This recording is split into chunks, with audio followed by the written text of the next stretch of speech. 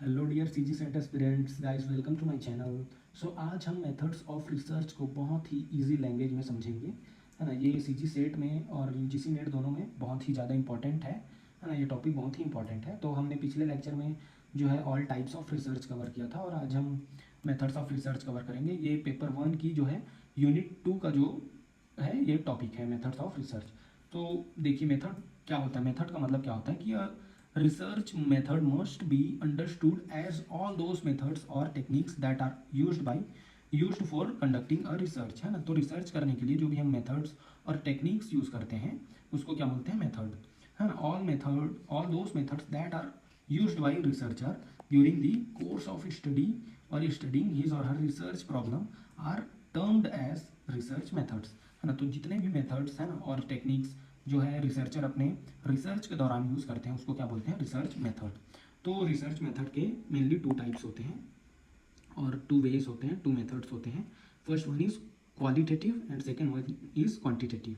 So qualitative method of research क्या कहता है, ये जो होता है हाउ और वाई, मतलब क्यों और कैसे, जो क्वेश्चन होता है उसका आंसर देता है। मतलब ये नंबर पर नहीं बल्कि पीपल के एक्सपीरियंस, फीलिंग्स और उनके ओपिनियंस और बिहेवियर्स पर फोकस करता है, जो है क्वालिटेटिव मेथड। नहीं, इसके देखिए इतने टाइप्स होते हैं और इसके अंडर में आते हैं इन डेप्थ इंटरव्यू हो गया, फोकस ग्रुप हो गया, एथनोग्राफिक कंटेंट एनालिसिस है, फेनोमेनोलॉजी है, हिस्टोरिकल स्टडी है।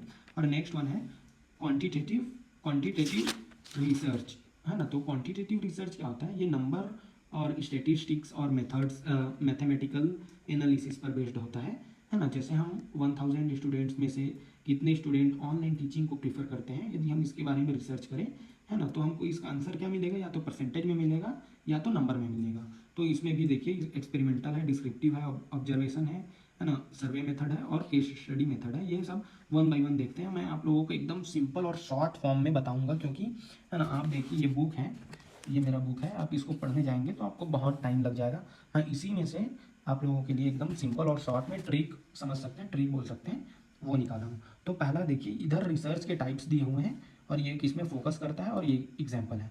तो फर्स्ट वन इज क्वालिटेटिव, है ना। तो क्वालिटेटिव फोकसेस ऑन फीलिंग और एक्सपीरियंस, है ना। फीलिंग और एक्सपीरियंस में फोकस करता है। इसका एग्जाम्पल क्या हो सकता है, तो इसका एग्जाम्पल है स्टूडेंट के ओपिनियन, है ना। क्वांटिटेटिव रिसर्च मेथड क्या है, ये नंबर और स्टेटिस्टिक्स, है ना, मैथमेटिकल एनालिसिस पर बेस्ड होता है। इसका एग्जाम्पल है सर्वे ऑफ 1000 स्टूडेंट्स, है ना। जैसे आप लोगों को बताया था कि यदि हम 1000 लोगों के 1000 स्टूडेंट्स में कितने स्टूडेंट ऑनलाइन लर्निंग को प्रीफर करते हैं, तो यहाँ हमको आंसर किस में मिलेगा, या तो परसेंटेज में मिलेगा या तो नंबर में मिलेगा, रेशियो में मिलेगा। ये सब क्या होता है, क्वांटिटेटिव मेथड ऑफ रिसर्च। अब यह क्वालिटेटिव मेथड ऑफ रिसर्च का फर्स्ट वन है इन डेप्थ इंटरव्यू। तो इन डेप्थ इंटरव्यू किस में फोकस करता है, फोकसेस ऑन वन पर्सन, है ना, वन पर्सन में फोकस करता है। और जैसे एग्जांपल में है एग्जाम स्ट्रेस इंटरव्यू, है ना। यदि हम किसी एक स्टूडेंट से उसके एग्जाम के स्ट्रेस के बारे में इंटरव्यू लेते हैं तो ये क्या हो जाता है, ये क्या हो जाता है, इन डेप्थ इंटरव्यू, है ना। इन डेप्थ इंटरव्यू में क्या होता है, इसमें हमको डिटेल्ड इंफॉर्मेशन मिलती है ना। हम इन पर्सन मतलब एक व्यक्ति से डिटेल्ड इंफॉर्मेशन लेते हैं। नेक्स्ट वन है फोकस ग्रुप। तो फोकस ग्रुप क्या होता है, इसमें ना 6 से 12 मतलब 6 से 12 लोगों की या स्टूडेंट्स की एक ग्रुप बनाते हैं और उन ग्रुप के बीच में डिस्कशन होता है ना। इसमें जो है हमको डिफरेंट डिफरेंट ओपिनियन मिलते हैं, है ना। जैसे कि एग्जांपल में है 10 स्टूडेंट्स का डिस्कशन। यदि हम इन 10 स्टूडेंट्स में, है ना, 10 लोगों से यदि हम न्यू एजुकेशन पॉलिसी के बारे में पूछते हैं तो हमको सब अलग अलग ओपिनियन देंगे, है ना। तो ये हो गया फोकस ग्रुप। नेक्स्ट वन है एथनोग्राफी। सो एथनोग्राफी क्या होता है, यदि जो रिसर्चर होता है, इसमें जो रिसर्चर होता है वो लोगों की नेचुरल एनवायरनमेंट में जा करके, है ना, उनके कल्चर को और उनके लाइफस्टाइल को ऑब्जर्व करते हैं, है ना। देखिए किस में फोकस करता है, culture study.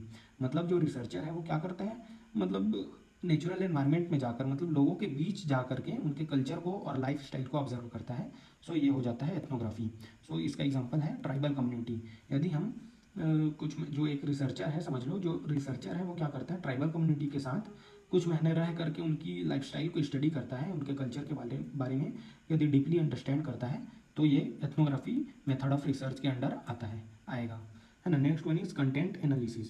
So content analysis किस में फोकस करता है, बुक्स में, डॉक्यूमेंट्स में, है ना, न्यूज़पेपर में, सोशल मीडिया के पोस्ट में, मूवीज आ जाते हैं, है ना। इन सबको जब हम एनालाइज करते हैं तो ये content analysis method of research में कहलाता है ना। तो इसका एग्जांपल हो सकता है न्यूज़पेपर का एनालिसिस करना। यदि देखिए एग्जांपल मैं देता हूँ आपको कि इलेक्शन के दौरान यदि न्यूज़पेपर का जो हेडलाइन होता है उसको यदि हम स्टडी करते हैं तो ये क्या हो जाता है, कंटेंट एनालिसिस, है ना। Next one is phenomenology. तो फेनोमेनोलॉजी क्या होता है, पीपल के पर्सनल एक्सपीरियंस को जब हम समझते हैं, है ना, समझने की रिसर्च करते हैं, तो वो क्या हो जाता है, फेनोमेनोलॉजी। देखिए ये किसमें फोकस करता है, एक्सपीरियंस में, है ना। एग्जांपल में है कोविड रिकवरी। यदि हम कोविड पेशेंट के रिकवरी एक्सपीरियंस को स्टडी करेंगे, है ना, या करना चाहेंगे, तो हम फेनोमेनोलॉजी मेथड का यूज़ करेंगे, है ना। Next one is historical method, ये तो आप जानते ही होंगे। तो historical method focuses on past event, और इसका एग्जांपल है एजुकेशन हिस्ट्री, है ना। यदि हम एजुकेशनल हिस्ट्री के बारे में समझने की कोशिश करेंगे, है ना, तो ये हमारा हिस्टोरिकल मेथड ऑफ रिसर्च में आ जाएगा। एक्सपेरिमेंटल में आते हैं।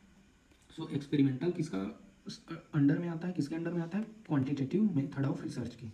तो एक्सपेरिमेंटल रिसर्च किसमें फोकस करता है, कॉज एंड इफेक्ट, है ना। देखिए कॉज एंड इफेक्ट में ये फोकस करता है। इसका एग्जांपल है स्मार्ट क्लास। देखिए आपको एग्जांपल देता हूँ, यदि हम 10 स्टूडेंट्स को स्मार्ट क्लास में बैठाते हैं और 10 स्टूडेंट्स को ट्रेडिशनल मेथड ऑफ टीचिंग या ट्रेडिशनल क्लासरूम में बैठाते हैं, तो इन दोनों के बीच का जो कंपैरिजन होता है ना, उनके कॉज और उसके इफेक्ट को जब हम समझने की कोशिश करेंगे या उसके बारे में रिसर्च करेंगे, तो ये हो जाता है हमारा एक्सपेरिमेंटल रिसर्च। नेक्स्ट वन है descriptive. Descriptive focuses on description. यदि हम किसी चीज़ के बारे में डिस्क्राइब में या फिर डिस्क्रिप्शन लेते हैं, है ना, तो ये डिस्क्रिप्टिव रिसर्च के अंडर आ जाता है, डिस्क्रिप्टिव रिसर्च कहलाता है। जैसे स्टडी हैबिट्स, स्टूडेंट के स्टडी हैबिट्स को यदि हम स्टडी करते हैं, तो ये है हमारा descriptive method of research. Next one is observation. Observation क्या करता है ना, वॉचिंग बिहेवियर, है ना, हम ऑब्जर्व करते हैं, क्लासरूम ऑब्जर्व या ऑब्जर्वेशन, ठीक है। Next one is survey method and case study method. Survey method क्या करता है, फोकसेस ऑन क्वेश्चनेयर, है ना, जैसे स्टूडेंट फीडबैक, है ना। Next one is case study method, ये डिटेल्ड एनालिसिस करता है, मतलब हम यदि किसी एक ही स्कूल के बारे में स्टडी करते हैं, है ना, तो केस स्टडी मेथड में आ जाता है ना। देखिए इसका in depth study of one unit, यदि हम किसी एक यूनिट के बारे में इन डेप्थ में स्टडी करें, तो ये हमारा हो जाता है case study method. So this is all about methods of research. Please यदि आप लोगों को मेरी वीडियो अच्छी लगी हो और आपको समझ में आया हो, तो प्लीज़ एक लाइक कीजिए, और कमेंट में यदि मेरे को आपको कुछ समझ नहीं आता है या फिर मेरे को कुछ चेंजेस करना है, तो आप कमेंट में प्लीज़ अपना फीडबैक दें और सब्सक्राइब जरूर करें। Thank you.